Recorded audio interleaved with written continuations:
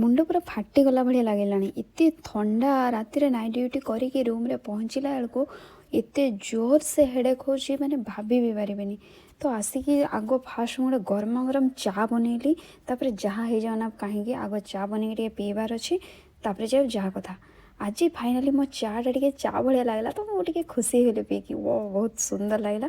बस चा पीकी टिके आराम कलापर मो मुंड व्यथा पूरा छू होगला।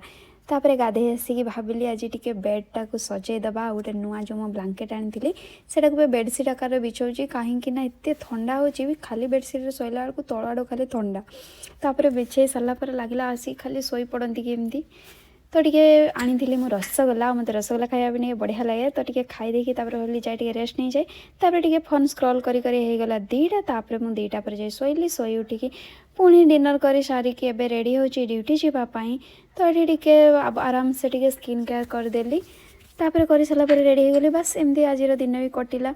जदि वीडियो भल लगी तो लाइक और शेयर करदे। रोचे बाय बाय गुड नाइट।